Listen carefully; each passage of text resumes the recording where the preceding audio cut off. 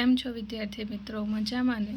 આજે આપણે ધોરણ 12 આંકડાશાસ્ત્ર વિષયમાં જે આપણી પૂરક પરીક્ષાની સિરીઝ ચાલે છે એની અંદર ચોથા લેક્ચરમાં જીવન નિર્વાહના ખર્ચનો સૂચકાંક એટલે કે કુલ ખર્ચની રીત અને કૌટુંબિક અંદાજપત્રની રીત જોઈશું.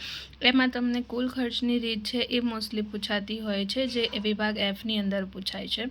તો પહેલાં જોઈએ કે જીવન નિર્વાહના ખર્ચનો સૂચકાંક, જેની તમને થિયરી આપેલી છે કે ભાવમાં થતી વધઘટને લીધે સમાજના જુદા જુદા વર્ગોના જીવન નિર્વાહ ખર્ચમાં થતા ફેરફારો માપવા અને એનો અભ્યાસ કરવા માટે જીવન નિર્વાહ ખર્ચના સૂચકાંકની રચના થઈ. હવે જીવન નિર્વાહનું સૂચકાંકની રચના કેમ કરવામાં આવી?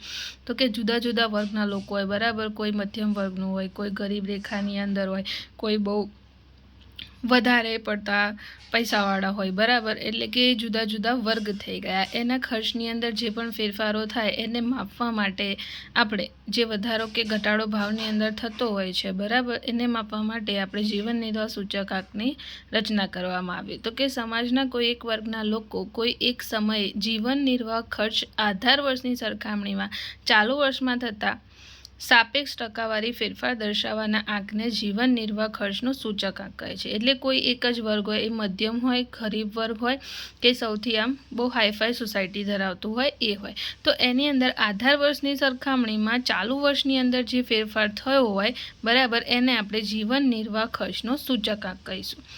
જીવન નિર્વાહ ખર્ચના સૂચકાંક સમાજના જુદા જુદા વર્ગો અને પ્રદેશો માટે અલગ અલગ તૈયાર કરવામાં આવે છે. એનું સૂત્ર શું છે? તો કે ચાલુ વર્ષનો માસિક ખર્ચ, મહિનાનો જે ખર્ચ હોય એ ભાગ્યા અગાઉના વર્ષનો જે ખર્ચ હોય એ ગુણ્યા 100. હવે જીવન નિર્વાહ ખર્ચના સૂચકાંકની રચના માટે પસંદ થયેલી જુદી જુદી વસ્તુઓનું મહત્ત્વ એક સરખું નથી હોતું. તેથી મહત્ત્વના પ્રમાણમાં જે આંક નક્કી કરવામાં આવે એને શું કહેવાય? ભાર કહે છે, વેટ, બરાબર. ભાર બે પ્રકારના હોય, એક ગર્ભિત ભાર હોય ને એક સ્પષ્ટ ભાર હોય. હવે જીવન નિર્વાહ ખર્ચની અંદર બે રીતો પ્રચલિત છે, એક કુલ ખર્ચની રીત અને બીજી છે કૌટુંબિક અંદાજપત્રની રીત. હવે કુલ ખર્ચની રીત છે એનું સૂત્ર શું છે? તો કે ચાલુ વર્ષના કુલ ખર્ચ અને આધાર વર્ષના કુલ ખર્ચની ટકાવારી એટલે કે I કુલ ખર્ચની રીતે મળતો સૂચકાંક કહેવાય છે. તો જો દાખલામાં આધાર વર્ષનો જથ્થો એટલે Q0 આપેલું હોય તો તમારે Q0 વાળું સૂત્ર લેવાનું, અને Q1 એટલે ચાલુ વર્ષનું આપ્યું હોય તો અહીંયા શું લેવાનું? Q1 લેવાનું, બરાબર છે. હવે નીચે કૌટુંબિક અંદાજપત્રની રીતનું સૂત્ર પણ જોઈ લઈએ. તો જો આ રીતની અંદર સૌપ્રથમ દરેક વસ્તુનો ભાવ સાપેક્ષ આપણને I આપેલો, અહીંયા તમને શું આપેલું હશે? ભાવ સાપેક્ષ આપેલો હશે. ત્યારબાદ દરેક વસ્તુનું આધાર વર્ષનું ખર્ચ આપેલું હોય એટલે P0 Q0, એને આપણે કહીશું W. તો તેને ભાવ સાપેક્ષ I ના ભાર W તરીકે દર્શાવવામાં આવે છે. તો સૂત્ર શું બની જાય? સિગ્મા એટલે કે IWનો ગુણાકાર કરીએ બધાનો સરવાળો અને ટોટલ જે તમને ભાર આપ્યો હોય એનો સરવાળો. એટલે આ ભાવ સાપેક્ષ I બરાબર P1/P0 ગુણ્યા 100 હોય અને ભાર W એટલે શું હોય? P0 Q0 હોય. અહીંયા તમને નોંધ આપી છે કે કૌટુંબિક બજેટની રીતે મેળવેલ સૂચકાંક એ લાસ્ટ યરનો જ સૂચકાંક છે, બરાબર છે. હવે આની અંદર કોની રીત આવી જશે? લાસ્ટ યરના સૂચકાંકની રીત આવી જશે. અહીંયા તમને વધારાના સૂત્રો આપેલા છે, તમારે જોઈ લેવાના છે. ચલો, તો એક કૌટુંબિક સરેરાશ માસિક આવકનો અંદાજ એટલે આપણે જે જીવન નિર્વાહની કુલ ખર્ચની વાત કરીને એનો એક દાખલો જોઈ લઈએ. તો અહીંયા તમને ખોરાક, બળતણ, વીજળી, ભાડું, કપડાં અને પરચુરણ જે ખર્ચો થતો હોય એનો તમને ભાર 2013માં કેટલો ખર્ચ થયો હોય અને 2015માં કેટલો ખર્ચ થયો એ આપેલું છે, બરાબર. હવે તમને સૂચકાંક આપેલું નથી તો તમારે ગણતરી કરવા માટે P1/P0 ગુણ્યા 100ના સૂત્રનો ઉપયોગ કરવાનો છે, બરાબર. તો ખોરાક, બળતણ, ભાડું, કપડાં અને પરચુરણ એ એક લિસ્ટ બનાવી દેવાનું, ભારનું લિસ્ટ બનાવી દેવાનું. હવે તમને શું આપેલું છે? 2013માં કેટલો ભાવ હતો? તો કે 3000, પછી 1450, 1500, 600 અને 1600, બરાબર છે.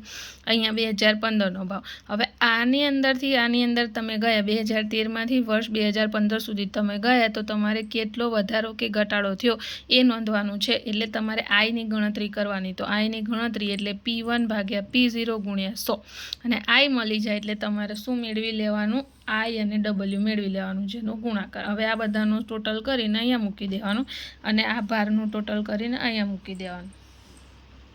કૌટુંબિક અંદાજપત્રની રીતે જીવન નિર્વાહ ખર્ચનું સૂચકાંક એટલે I સિગ્મા IW 13,500 63.85 અને અહીંયા ટોટલ ભારનું જે સરવાળો હતો એ હતો 100. તો અહીંયા નીચે મૂકી દેવાના 100 અને જે ટોટલ જવાબ આવ્યો હોય એમાંથી 100 બાદ કરી દેવાનો, એટલો તમારો વધારો કે ઘટાડો જોવા મળે.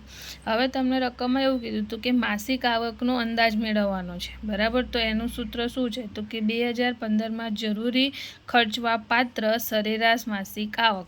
તો 2013ની સરેરાશ માસિક આવક ગુણ્યા જીવન નિર્વાહ ખર્ચનો સૂચકાંક ભાગ્યા 100. ચલો, તો અહીંયા 2013ની માસિક આવક કેટલી હતી? 15,000, બરાબર. અહીંયા તમને આપેલી છે અને દરમિયાન જરૂરી ખર્ચ નોંધપાત્રનો આપણે અંદાજ મેળવવાનો છે. તો 2015નો સૂચકાંક કેટલો આવ્યો? આટલો. તો એ મૂકી દીધો અહીંયા 135.64 અને ભાગ્યા 100. અને અથવા તો તમે આ રીતે પણ એની ગણતરી કરી શકો, પણ આ સૂત્ર વધારે સહેલું પડશે. ઓકે, ચલો અહીંયા તમારો પહેલો દાખલો પૂરો થાય છે. હવે બીજો દાખલો છે, એમાં કૌટુંબિક અંદાજપત્રની રીતે 2014નો સૂચકાંક ગણવાનો છે. ઘઉં, ચોખા, બાજરી અને તુવેર દાળ આપી છે, એનો જથ્થો આટલો છે, આ એનો ભાવ છે ને 2014ની અંદર આટલો ભાવ થયો, તો કેટલો વધારો થયો એ આપણે ગણવાનું. હવે તમને શું આપ્યું છે? જથ્થો અને ભાવ આપેલો છે. તો બે સૂત્રની મદદથી તમે ભાર અને સૂચકાંક એટલે W P0 Q0 અને I એટલે શું છે? P1 ભાગ્યા P0 ગુણ્યા 100 આ બંનેનો ઉપયોગ કરવાનો રહેશે. ચલો, આટલી તો રકમ જ છે, બરાબર. હવે પહેલાં તમારે શું શોધવું પડે? W શોધવું પડે, એટલે P0 Q0 થાય અને I શોધવું હોય તો શું કરવાનું? P1 ભાગ્યા P0 ગુણ્યા 100 અને જે I અને Wનો તમારે ગુણાકાર કરી દેવાનો. આ બધાનું ટોટલ કરવાનું, આના ભાગ્યા તમારે Wનો જથ્થો હોય એનાથી ભાગી કાઢવાના છે. અને જે જવાબ આવે એમાંથી તમારે 100 બાદ કરી દેવાના, એટલો તમારો વધારો થયો. તો આ રીતે તમારે જીવન નિર્વાહનો ખર્ચ અને કૌટુંબિક અંદાજપત્રની જે જીવન નિર્વાહનો ખર્ચ હોય છે એ તમને મળી જતો હોય છે. તો આજે આપણે અહીંયા ચેપ્ટર 1ની બધી જ રીતના દાખલા જોઈ લીધા છે. તો તમારે સ્વાધ્યાય 1.4ની પાછળ જેટલા પણ દાખલા આપ્યા હોય એ બધા ગણવાના છે, બરાબર છે. અને કોઈ પણ ડાઉટ હોય તો તમે મને મેસેજ કરીને પૂછી શકો છો અથવા કોલ કરી શકો છો. Thank you.